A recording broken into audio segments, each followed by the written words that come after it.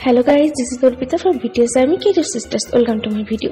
আজ আমি তোমাদেরকে super easy and super delicious একটা ডেজার্ট করে দেখাবো, যেটা তোমরা যে কোনো সময় খেতে পারবা। প্রথমে 1 কাপ পরিমাণ সুজি নিয়ে নিচ্ছি আর ঘিতে একটু ভেজে নেব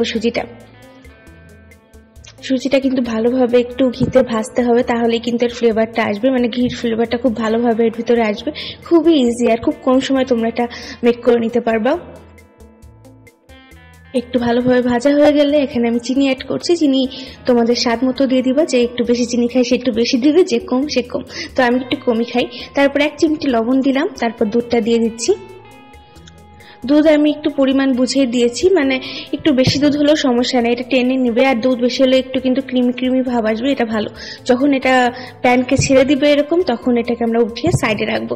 তারপর 5 মিনিটের জন্য ঠান্ডা করার পর আমরা এর মধ্যে ময়দা অ্যাড করব। ময়দা কিন্তু সামান্য পরিমাণ, মানে 1 কাপের জন্য আধা কাপেরও কম ময়দা লাগবে, জাস্ট বাইন্ডিংস এর জন্য। এই যে আমি ছোট ছোট করে এখন লেচি কেটে নিচ্ছি, দেখতেই পাচ্ছ।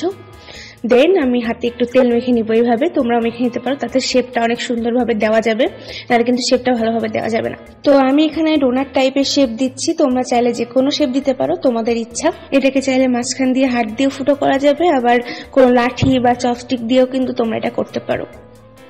আমি চপস্টিক দিয়ে পরের গুলা করেছি। তো একে একে সবগুলো বানিয়ে নিলাম। তারপর এখানে আমি তেল বসিয়ে দিলাম একটা প্যানে। এটার জন্য কিন্তু অনেক বেশি তেলেরও দরকার হয় না।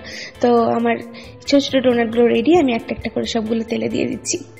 আমি কিন্তু তেলটা গরম হওয়ার পর ডোনাটগুলো তেলের মধ্যে দিয়েছি, আর এখন লাল লাল করে এগুলোকে ভেজে নিব।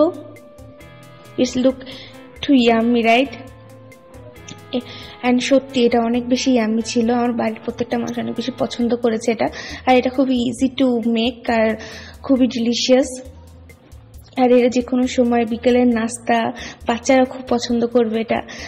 আমি যেমন এটাকে চকলেট সস দিয়ে সার্ভ করেছি, মানে আমার চকলেট সস দিয়ে খেতে খুবই ভালো লাগে এটা। আর তোমরা কিন্তু হানি বা উইদাউট এনিথিং খেতে পারো এটা।